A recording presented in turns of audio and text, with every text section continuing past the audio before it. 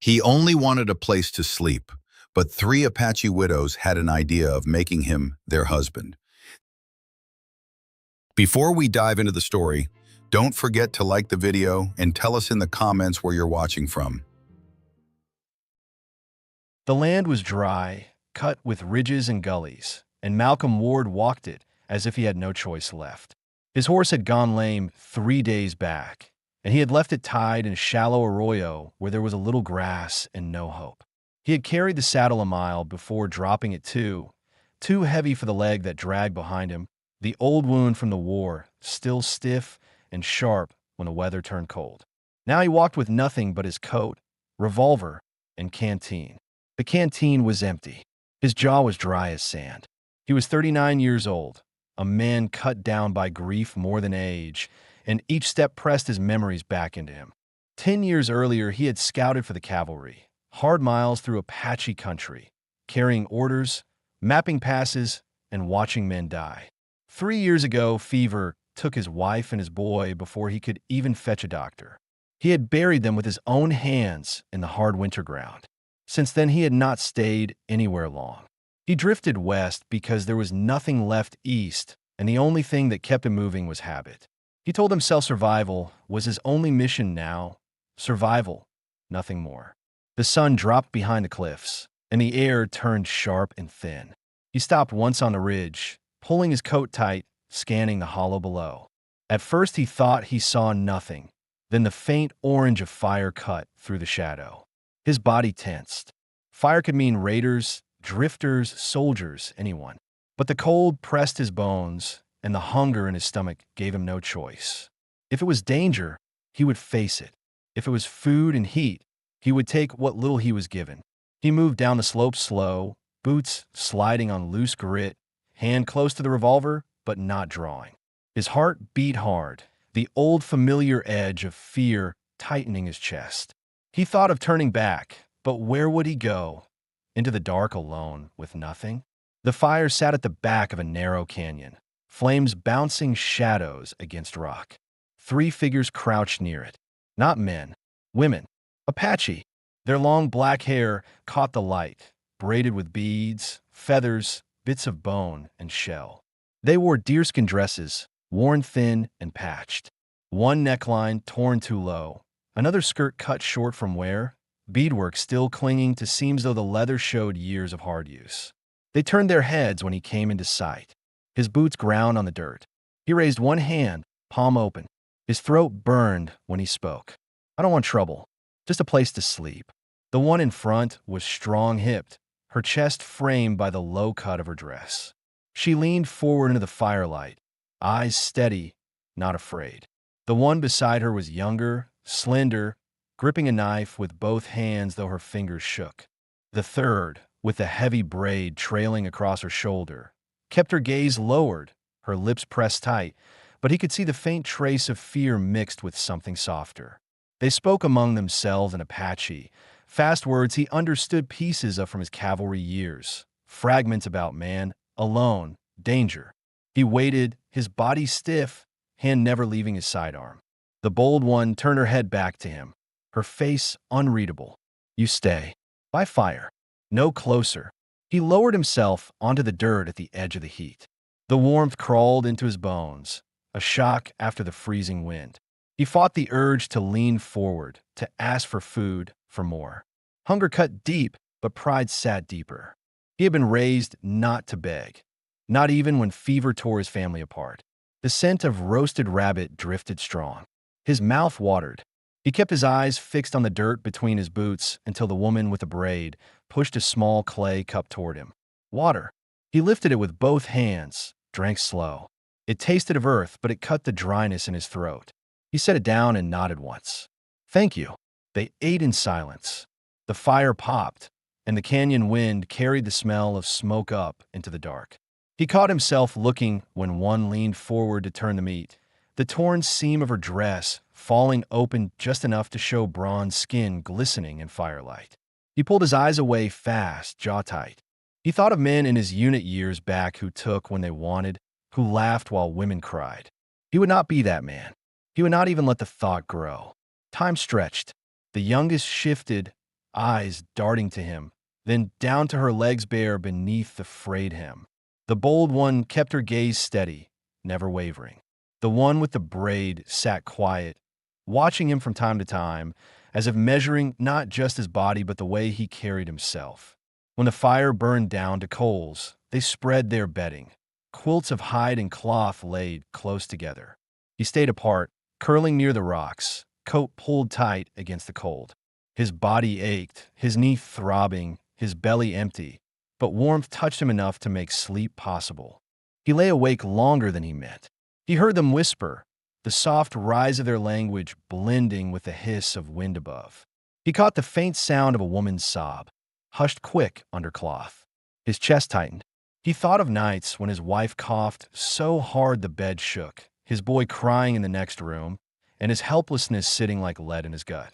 He pressed the memory down, into the dirt, into the silence. This was not his home. These were not his people. Yet he knew already that what started as one night's shelter would not end there.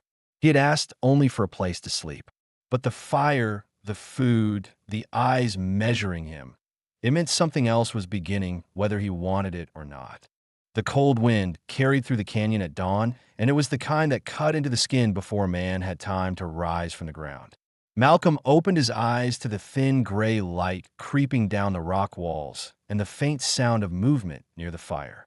His coat had done little against the night chill, and his knee ached from sleeping on hard ground. But the first thing he saw was one of the women crouched low, blowing softly into the embers, coaxing the fire back to life. The smell of smoke, sharp and real, reminded him he was not dreaming. He was still here. He sat up slow, his body stiff, the revolver still heavy at his hip. The women turned their heads, watching him in silence. They had not tied him, not driven him off in the dark, which was something. He realized then how much trust that small fact carried. 3 widows alone in a canyon, no weapons beyond knives and bows, and yet they had allowed a stranger, an ex-cavalry scout no less, to sleep by their fire. The thought weighed on him. He rubbed his hand across his beard, trying to hide the unease twisting in his chest.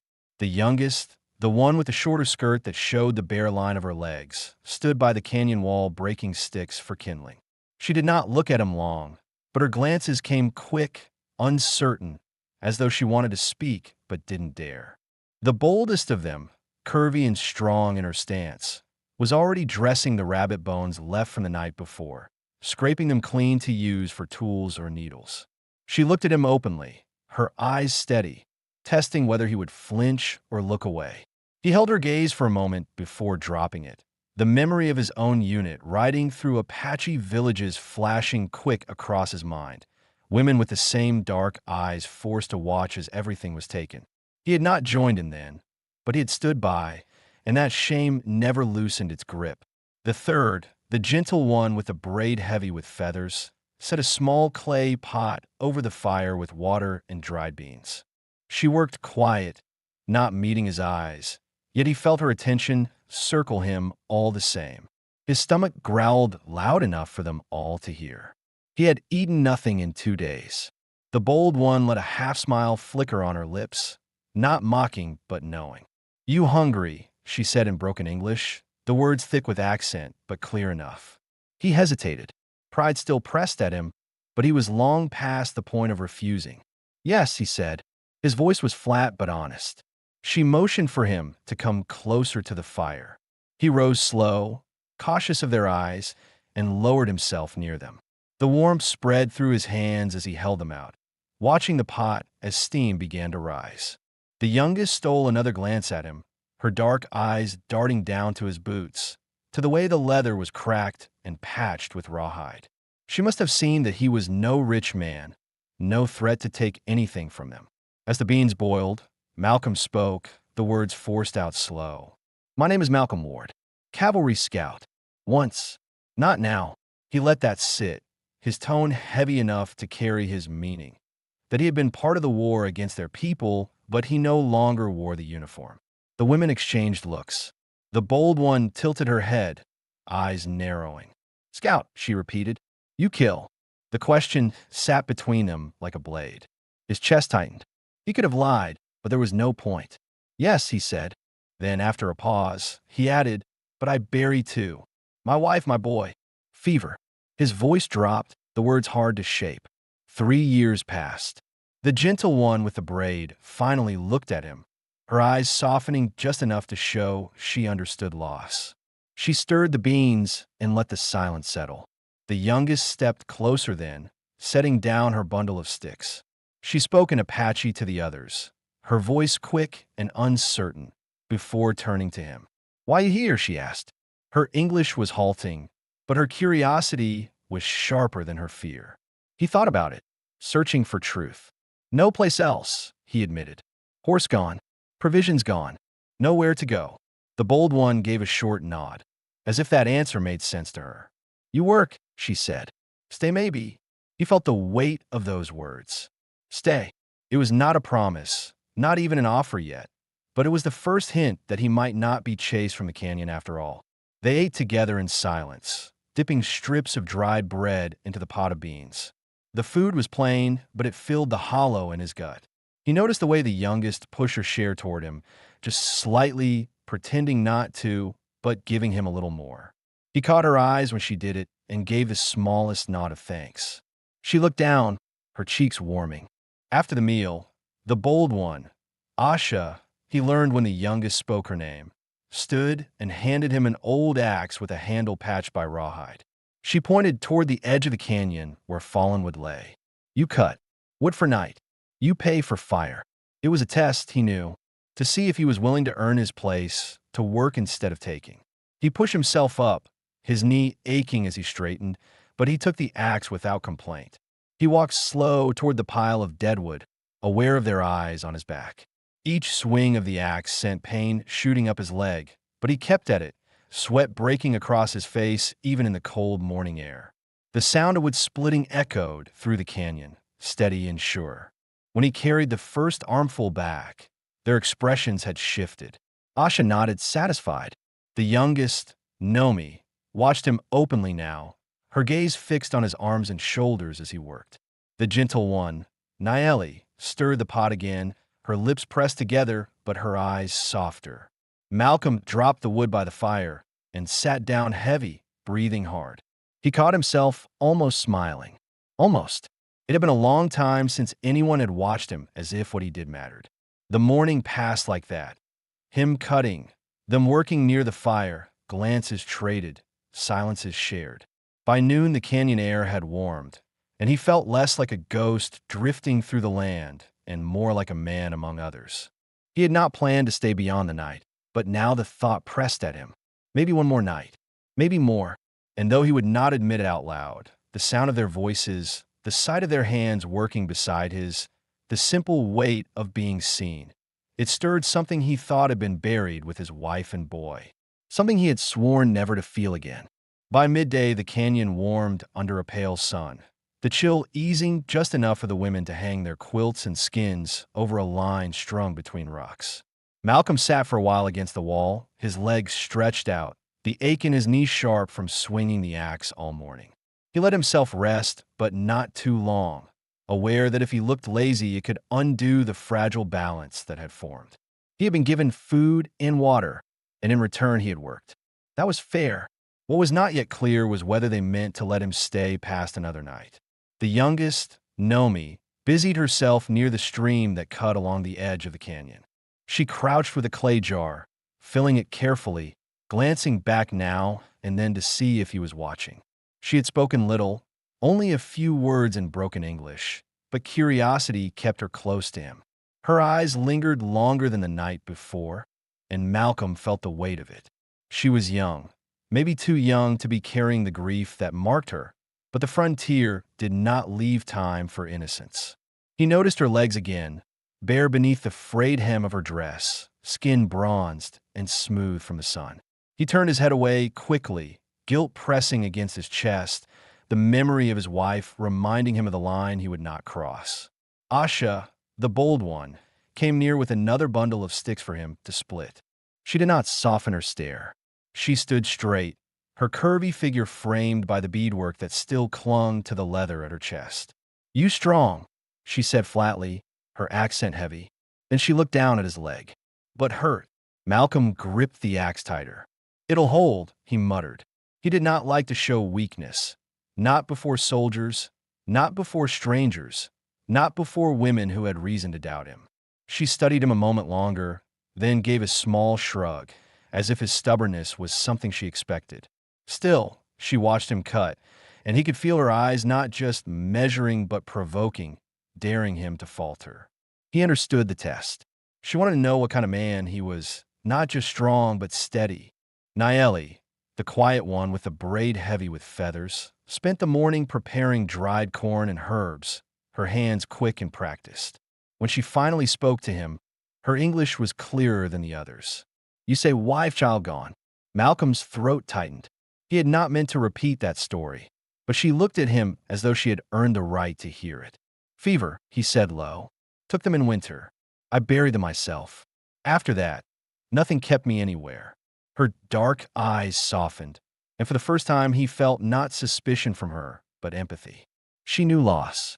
He could see it in the way her hands stilled for a moment, her lips pressing together before she went back to her work.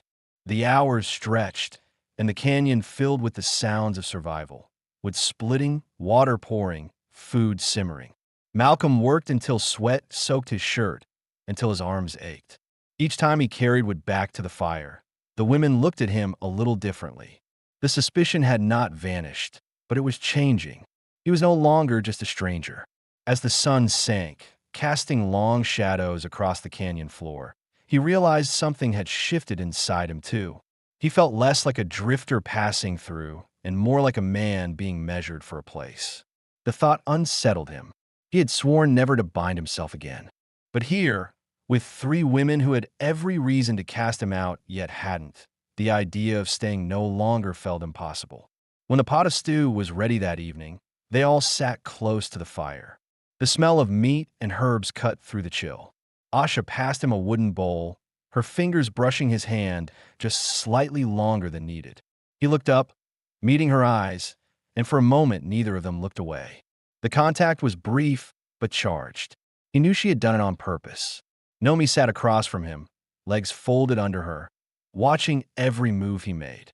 When their eyes met, she smiled quick, small, shy, before hiding it again. Naeli said little, but once as she stirred the pot, she looked at him in a way that felt less like judgment and more like quiet understanding. As they ate, Malcolm realized there were questions that had not been answered. Who had killed their husbands? How long had they been here in this canyon? Why had they not returned to their people? He asked none of it. Not yet, but the questions pulled at him the same way he knew they carried their own questions about him. Could he be trusted? Would he leave? Did he want more than food and fire? That night, as the fire burned low again, the women lay close together under their quilts. Malcolm pulled his coat over him, lying near the rocks as before. But this time his thoughts did not drift only to his wife and boy.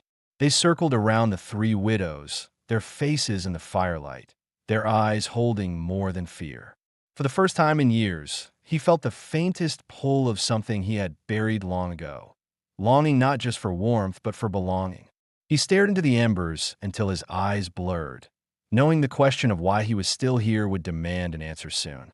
He had asked for one night, maybe two, but now the canyon was holding him in a way he had not expected. He was not sure if he wanted to escape it.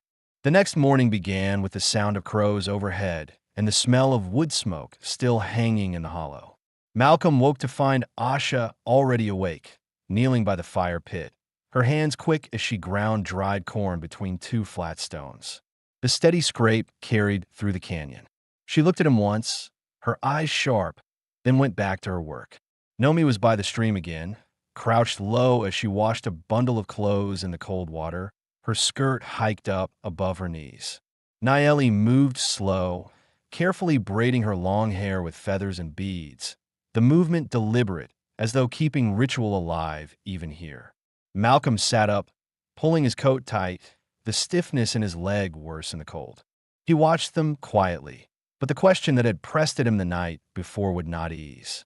He had spoken of his own past, of the fever that had taken his wife and boy, yet he knew nothing of theirs beyond that they were widows. If he was to stay longer than another night, he had to understand who they were and what danger followed them. He rose, walked toward the fire, and spoke low. "Your husband's, what happened?" The air stilled. Asha's grinding slowed, but she did not stop. Nomi lifted her head from the stream, water dripping from her hands. Nayeli's braids slipped loose between her fingers. None answered at first. Malcolm waited, his chest tight, wondering if he had pushed too far. Then Nayeli spoke, her voice quiet but steady. "Raiders," she said. Her English was careful, shaped by effort. "Mexican traders, soldiers, white men together. Came 2 winters ago. Took food, burned shelter, killed men." Her eyes lifted to his, dark and unblinking. "We lived because we hid." Malcolm felt the weight of her words press deep into him. He had seen raids, had ridden with men who called it conquest, who justified every act by the color of a uniform or the law of a flag. He had hated it then, but he had stayed silent, and silence had made him complicit. The shame clawed at him even now.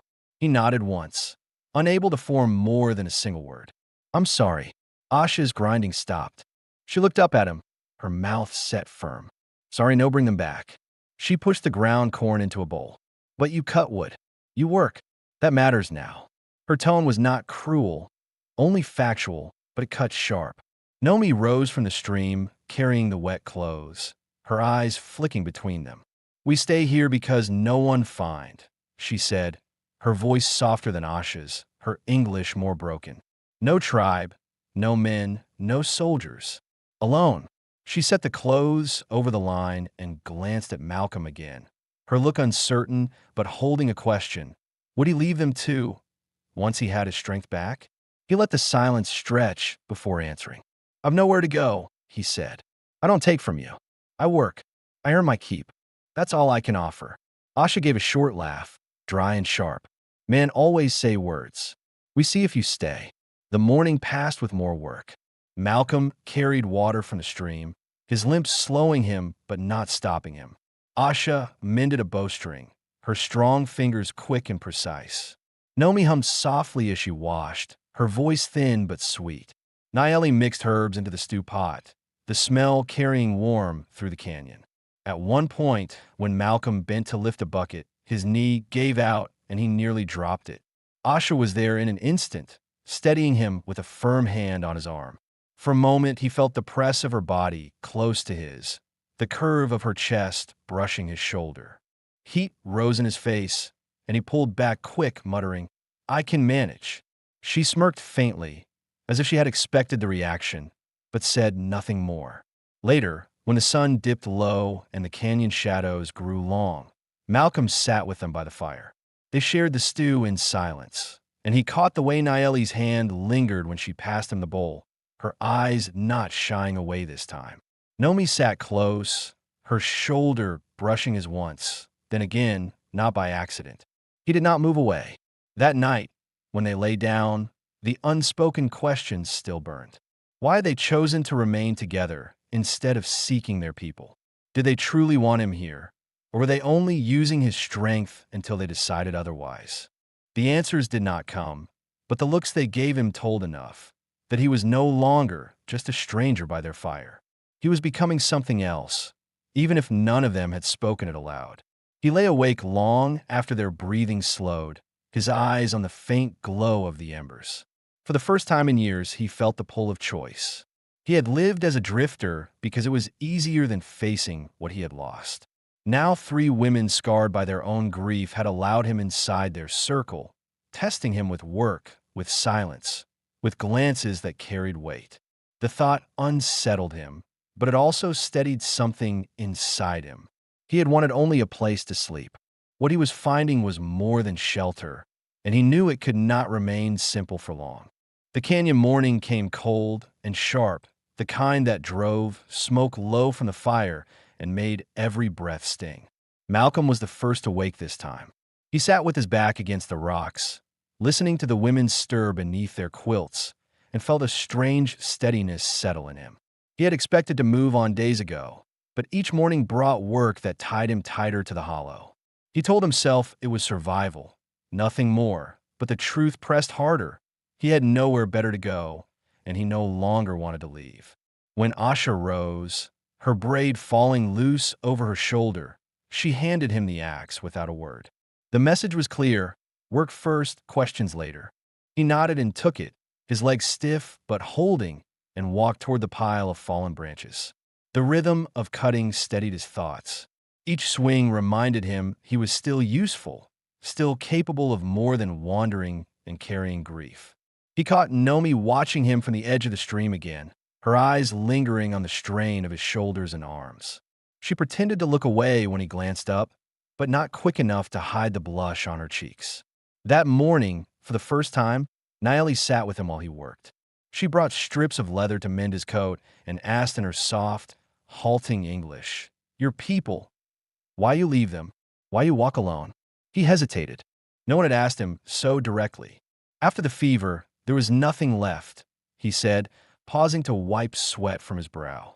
The town looked at me like a man already buried. I couldn't stand it. Easier to keep moving than to face empty rooms. She stitched in silence, her hands quick, her eyes lowered, but he could tell she understood.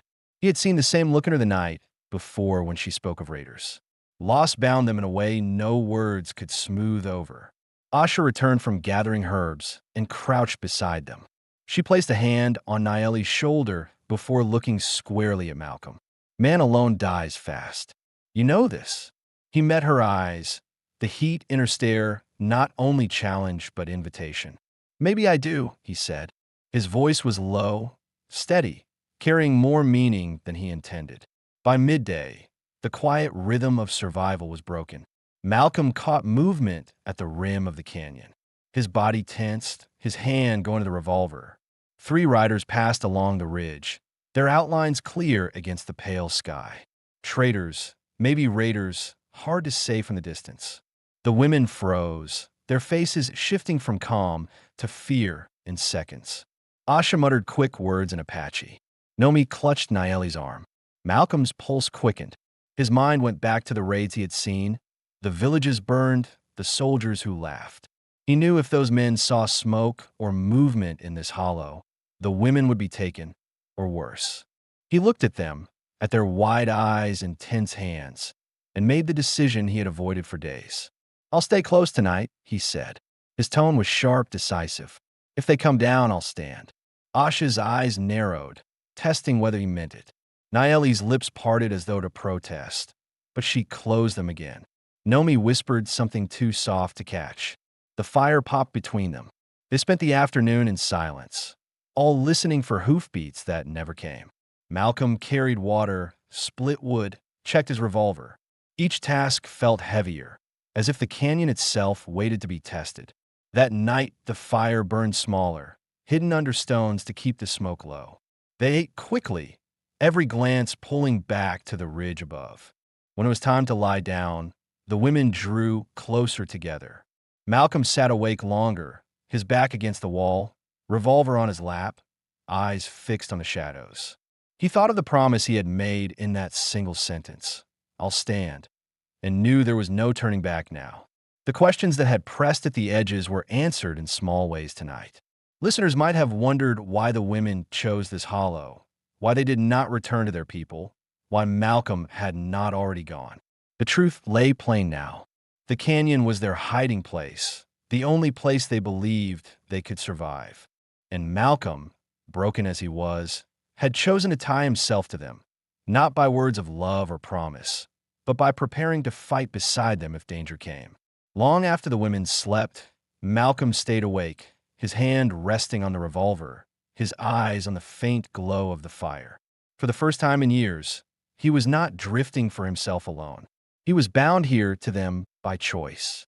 The riders did not return that night, though Malcolm barely closed his eyes, his back against the cold stone wall and the revolver heavy in his hand. When morning came, the canyon felt different. The women moved slower, speaking less, their eyes scanning the rim with every sound of wind or crow. Danger had not passed. It lingered like a shadow above them. Malcolm rose stiffly, his leg aching, and walked to the stream to splash his face with water. He stared at his reflection, the gray in his beard, the scars along his jaw, and the lines cut deep from years of war and loss. He looked like a man older than his 39 years, a man who had lived too much alone. Yet now, standing in this hollow with 3 women watching him, he felt the old pattern breaking.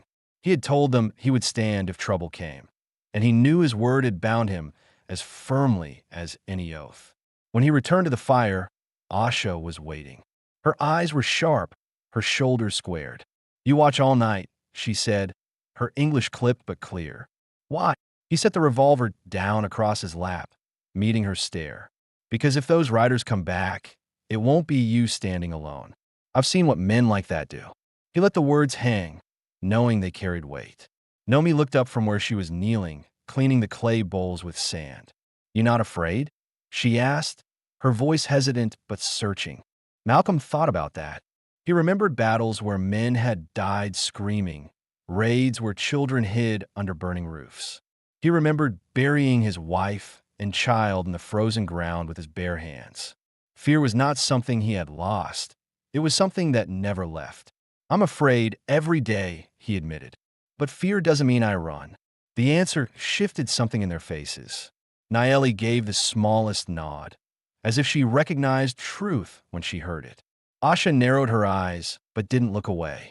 Nomi's lips parted in quiet awe before she lowered her gaze again. Through the morning they worked in silence, but the questions unspoken by the fire the night before pressed at Malcolm. Listeners might wonder, how long had the women been here in this canyon? How did they live day to day? What rules bound them together now that the men they had known were gone? He waited until the right moment came. As he carried a bundle of cut wood back to the fire, he set it down and spoke. "How long have you lived here?" Naeli answered this time, her voice quiet but certain. "2 winters. We moved from place to place before, always hiding. Here, no men come. Until now." Her eyes flicked to him, steady but without malice. Malcolm's chest tightened at the thought. 2 winters of silence. 3 widows clinging to survival in this barren hollow. No tribe, no family, no protection. Only each other. "Why stay here?" he asked. "Why not go back to your people?" It was Asha who answered, her tone sharp, her eyes flashing. "Our people turn away widows. Say we bring bad spirit. We come here or die." She leaned closer, her voice dropping low. "We choose this." The words cut through him. He had thought he knew loneliness, but he had not lived exile like this. Not forced out by those who should have sheltered him. He stared into the fire, feeling a weight in his chest that was not shame, but something deeper, empathy. That evening, as the sun dropped behind the cliffs, the stew pot simmered again. Malcolm sat close this time, not apart. Asha handed him the bowl, her fingers brushing his, longer than before, a challenge and an invitation. Nomi sat beside him, so near their shoulders touched. Naeli looked at him with calm eyes, her hand steady as she stirred the pot. After they ate, Asha finally spoke what had been circling in the silence. "You say you work, you stand, you have no place else. Maybe you stay longer." She glanced at the other 2. Not just guest. More. The meaning was clear, and it pressed hard against him. He had come asking only for a night's shelter. He had stayed because the fire and food held him, because their silence was less heavy than his own. But now the question was no longer about survival. It was about belonging, about whether he could let himself tie his life to theirs. Nomi's eyes lingered on him, soft but hopeful. Naeli kept her face calm, but her hand paused at the pot, betraying a quiet expectation. Asha leaned closer, daring him to answer. Malcolm felt the old wound in his chest stir, the memory of his wife, of the life buried in cold ground. He had promised himself never again. Yet looking at them, 3 women scarred by loss but still choosing to survive, he knew the question could not be ignored much longer. That night, he lay awake again, the fire dim. The canyon walls rose around them, closing them in like a shelter and a trap at once. He heard the steady breathing of the women near him and knew the choice he made in the coming days would decide more than his own future. It would decide whether this hollow remained a hiding place or became something greater. The night passed without riders, but sleep came thin for Malcolm. He listened to every sound that stirred above the canyon rim, his hand never far from the revolver laid across his chest. When the pale light of morning finally broke, he was already awake, his back stiff, his leg throbbing, his mind heavy with the words Asha had spoken the night before. Not just guessed. More. He had not answered, not directly, but he knew the question lingered, pressing at him harder with each passing hour. When the women rose, they moved with purpose. Nayeli was the first to speak. "Today, we need meat," she said simply, her English halting but clear. "Beans and corn not enough. Winter coming soon." She handed Malcolm a bow with a worn string and a handful of arrows, her dark eyes watching closely to see how he would respond. Malcolm nodded. He had hunted enough as a scout and later when wandering alone. His knees slowed him, but he could still track, still shoot. More importantly, he understood what this meant. It was another test, a way for the women to see whether he was a man who could provide, not just survive. Asha joined him as they set out, the canyon walls narrowing behind them. She walked with steady strides, a knife strapped to her side, her braid loose over her shoulder. Nomi trailed close, quieter, her eyes scanning the rocks as though afraid the riders might return at any moment. Nayeli stayed behind to tend the fire and prepare herbs, her calm voice sending them off with a few words in Apache that Malcolm only half understood. The three of them moved along a dry creek bed until they found tracks. Rabbit, maybe deer, faint prints pressed into the dust. Asha crouched, her hand brushing the ground, then looked to Malcolm as if to measure whether his scouting days still meant something. He studied the marks, the angle of the hoof prints, the broken twigs near the brush. "Deer," he said low. "Small. Moving east." Asha gave a short nod and led the way. Nomi followed close, her eyes flicking off into Malcolm, her breath quick. He could sense her nerves, the way her hand tightened around the small knife she carried. He slowed his steps, careful not to spook her, and said softly, "Stay close. Watch the ground, not the sky." She nodded fast, grateful for the guidance. They trailed the deer for an hour before spotting it grazing near a thicket. Malcolm steadied the bow, drawing back despite the sharp pull in his bad leg. Asha stood at his side, watching every movement. He loosed the arrow, and it struck clean, the deer collapsing with a kick of dust. Nomi gasped, her eyes wide, then quickly covered her mouth as if ashamed of her reaction. Malcolm lowered the bow, his chest tight with the familiar mix of relief and sorrow that came each time he took a life for survival. "Meat for the winter," he said quietly. Together, they dressed the deer, Asha working with practiced efficiency, her hands quick and sure. Nomi helped gather the meat, her cheeks pale but determined, wanting to prove she could bear it. Malcolm carried the heavier load, the weight pressing into his bad leg, but not breaking him. As they made their way back to the canyon, Asha's eyes caught his, and for the first time, she allowed a faint smile. It was small, almost hidden, but real.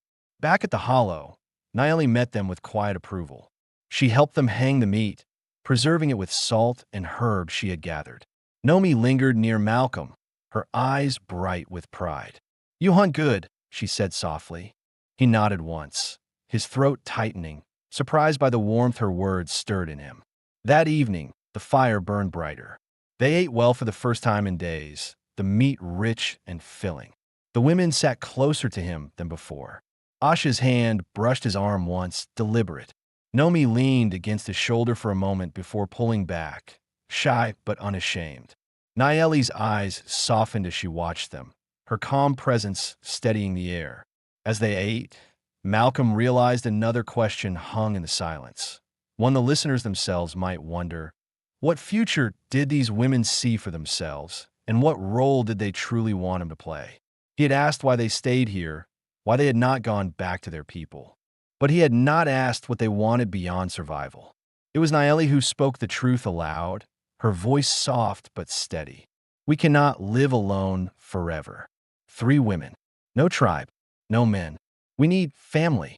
Her eyes met his, not pleading but honest. "You come here asking for sleep.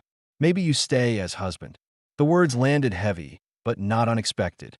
Malcolm felt the air tighten. He looked at each of them in turn. Asha, bold and unflinching, daring him to refuse. Nomi, young and hopeful, her eyes wide with longing. Naeli, calm and steady, her words carrying dignity. They were not begging. They were offering. Malcolm stared into the fire, his chest tight. He thought of his wife, of the grave he had dug with his bare hands, of the vow he had made never to open his heart again. Yet here, in this hollow, with three women who had chosen survival and dignity in exile, he felt the weight of that vow shift. He did not answer then, not with words. Instead, he stayed by the fire long after the meal, the warmth of their nearness pressing into him. He knew a choice was coming, one that would decide not just his future but theirs. And for the first time since burying his family, he found himself considering the possibility of life again. The fire had burned low, the meat finished, and silence sat between them heavier than the canyon shadows. Malcolm lay on his side, coat pulled tight, staring at the faint glow of embers. The women slept close together as they always did, their breaths soft, the quilts rising and falling with each draw of air. Yet the words Naeli had spoken lingered. Maybe you stay, as husband. It was not a question thrown in desperation, not a plea. It had been a statement of choice. And now it pressed at him harder than the memory of the riders on the ridge. He rose before dawn, the cold biting harder than usual, and walked to the stream. He washed his face in the dark water, leaning on the rock with both hands, his reflection broken in the ripples. His mind ran circles. He had told himself for years that family, marriage, belonging were buried with his wife and child. That vow had carried him across empty miles, kept him at arm's length from everyone. Yet these three women, with nothing but their fire and their silence, had cracked that wall. He hated himself for wanting what they offered, because wanting meant risk, and risk meant loss. By the time the sun rose, the women were awake and working. Asha skinned another strip of deer meat, her knife flashing steady and sure. Naeli hung herbs to dry. Nomi fetched water again, her bare legs splashing in the cold stream.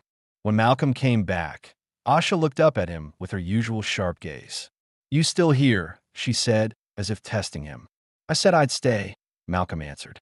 His voice was firm, though his chest tightened when he said it. The morning passed in labor. Malcolm cut more wood, his knee throbbing but holding. Asha kept watch on the rim more often now, her knife always close. Nomi lingered near him, asking small questions in halting English, about his revolver, about the scars on his hands, about whether he had fought men bigger than himself. He answered with patience, surprised at how easily the words came. Naeli worked quietly, but he noticed how often her eyes lifted to him, as if she was measuring his steadiness, not just his strength. By midday, the air changed.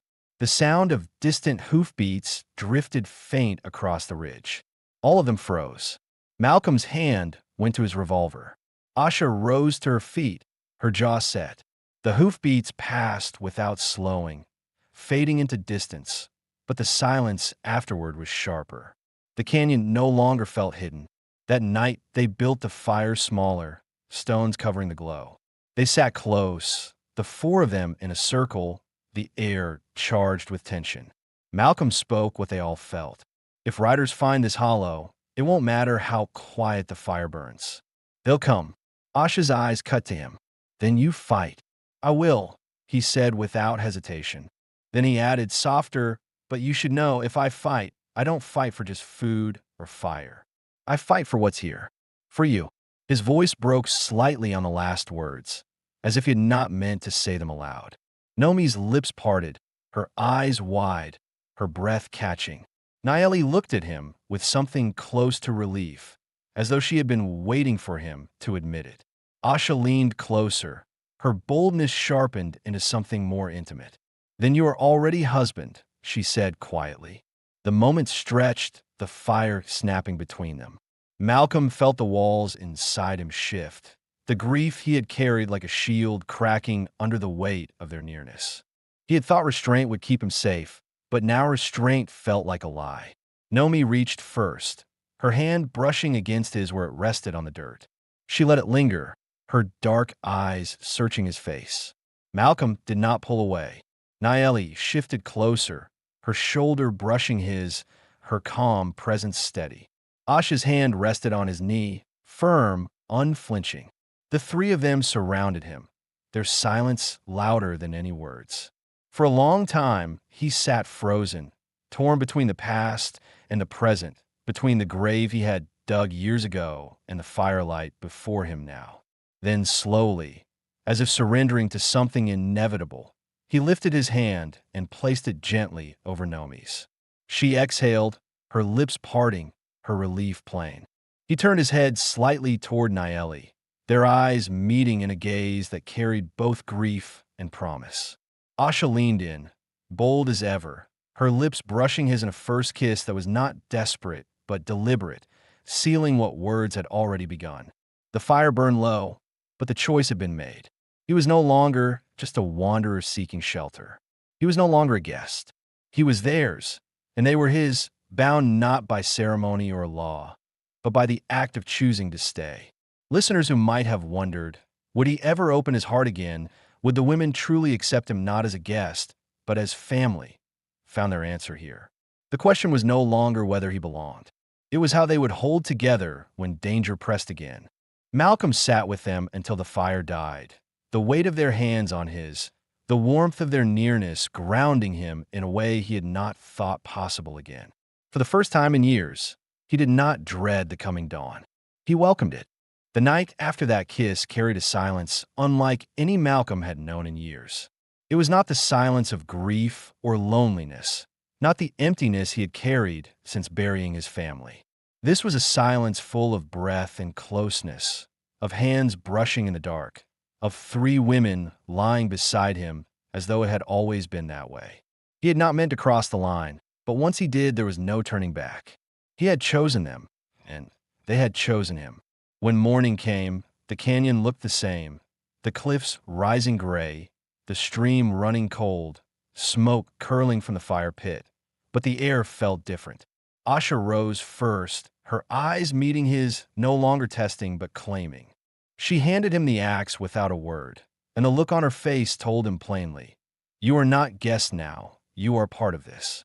Nomi lingered close as he walked toward the woodpile, her steps quick to match his, her eyes bright with a new kind of light. Naeli stayed by the fire, her hands working steady as ever. But when he passed near her, she touched his arm lightly, a touch that carried both thanks and belonging. They worked together the way a family does, without needing to speak much. He cut wood, they salted meat, they mended clothes. The routine bound them tighter than any words. Malcolm noticed the difference. When he dropped the wood by the fire this time, they did not just nod or glance. They smiled, faint but real, like a wall had come down. But before long, the canyon reminded them of the danger still outside. Midday, the sound of hoofbeats rolled across the ridge again, this time closer, and the shadow of three riders cut sharp against the sky. Malcolm's chest tightened, his hand going to the revolver. Asha rose to her feet instantly, knife in hand. Nomi froze where she stood, fear written plain across her face. Naeli spoke quick words in Apache, her voice low and urgent. The riders stopped at the rim. One of them called down, his voice rough in broken English. "Smoke, we see you. Come out." Malcolm's heart hammered. He looked at the women, three widows who had survived by staying hidden. If the riders came down, everything would be stripped away. He stepped forward, out from the shadow of the fire, his revolver drawn, but steady at his side. His voice came deep, controlled. "Keep riding. Nothing for you here." The riders laughed. One spat into the dust. "We take what we want," the man shouted back. Malcolm felt the old fear rise, the kind that froze men before gunfire, but he pushed it down. He had promised them he would stand. He thought of his wife and child, buried in the cold ground. He thought of these three women, left alone in exile. And he made the choice. He raised the revolver, aiming high, and fired once into the sky. The cracks split the canyon, echoing against the stone. The riders jerked back at the sound, startled by the sharp defiance. For a long moment they waited, as if testing whether he would dare more. Malcolm stood firm, his shoulders squared, his revolver steady. Asha stood at his side now, knife glinting in her hand, her stance bold. Naeli rose too, calm but fierce, and even Nomi stepped forward, gripping her small knife though her hand trembled. The three riders muttered between themselves. Then, with a final curse, they turned their horses and rode on, their shapes shrinking against the pale horizon. The canyon fell silent again. Malcolm lowered the revolver, his breath slow and heavy. Asha's hand touched his arm, strong and certain. "You stand," she said simply. Her tone carried more than approval. It carried recognition. That night, the fire burned brighter. They ate together, closer than before. Nomi leaned against him openly now, her head resting briefly on his shoulder before she pulled back, shy but smiling. Naeli spoke softly of how they could smoke the rest of the meat, how they could last the winter together if they worked. Asha watched him with a steady gaze that no longer dared him to leave, but dared him to keep the promise he had made by standing with them. When the meal was done, the silence filled with something heavier than words. Malcolm set his bowl down and spoke, his voice rough but sure. "I came here for a night. You gave me food, fire, trust. I don't have a place in this world anymore. Not until now. If you'll have me, I'll stay. Not just tonight. For good." The words carried through the canyon like a vow. Nomi's eyes filled with tears, but her smile broke wide. Naeli let out a breath that sounded almost like relief, her hand finding his. Asha leaned closer, pressing her forehead briefly against his, her strength not softening but sharing. They did not answer with speeches or ceremony. They answered with presence, with the way they sat beside him, their hands touching his, their eyes steady. The canyon that had been only a hiding place was now a home. Listeners might have wondered all along, would Malcolm ever choose life again? Would the widows trust him? Would the danger outside tear them apart? Here the answers came plain. He stayed. They chose him. Together they turned exile into family. When the fire dimmed and the stars spread wide above the canyon, Malcolm lay among them, no longer outside their circle, but inside it. For the first time in years, he did not dream of graves or empty rooms. He dreamed of tomorrow, of work to be done, of hands waiting for his, of voices beside him. And when the wind cut cold through the hollow, he felt warmth enough to hold against it. Not from the fire, but from the fact he was no longer alone. The story ended there, not with questions left hanging, but with a truth settled. A man who asked only for a place to sleep had found more than shelter. He had found 3 women who had lost everything and chose to build something new with him. Together, they were not broken pieces but a whole. Together, they would survive the winter, and more than that, they would live.